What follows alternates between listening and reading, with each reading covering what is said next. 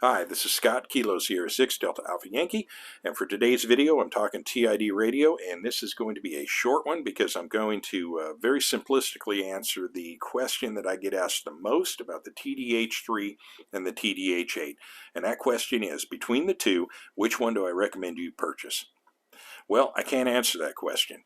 And I can't answer a question because my needs and expectations might or might not align with yours.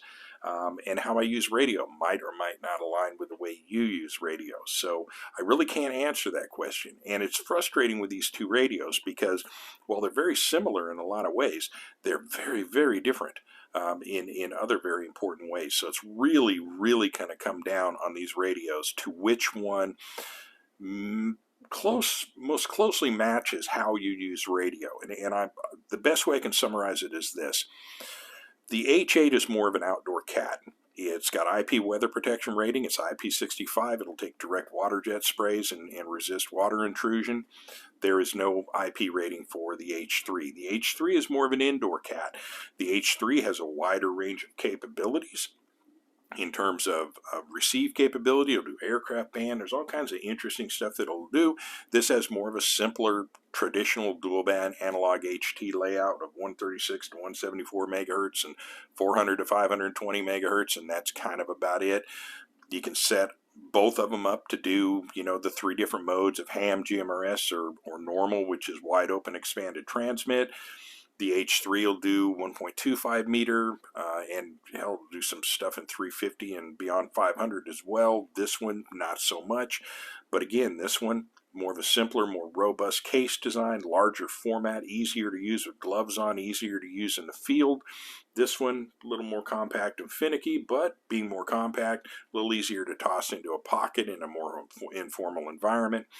Then it comes down to the output wattage of, you get the higher output wattage with the H8, where you've got the more traditional 5 watt output wattage, where, not the 10 that the H8 has. So it's back and forth, and it's very, very difficult to choose a definitive winner between the two.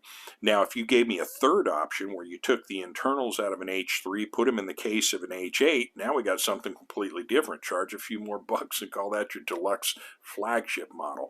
Then I'd say forget these two and just go with that. But again, it really comes down to what you individually need to do with radio. And I know it's a bit of a cop-out, but here is my best answer for which one you should get. Both of them. The H3 retails for $39.99, or effectively $40 at MSRP. The H8, $69.99, or effectively $70 at MSRP. That means at full MSRP, $110 for both radios. But every day you can find deals on these on Amazon where they're significantly less than the MSRP. You could buy both of these radios for less than $100.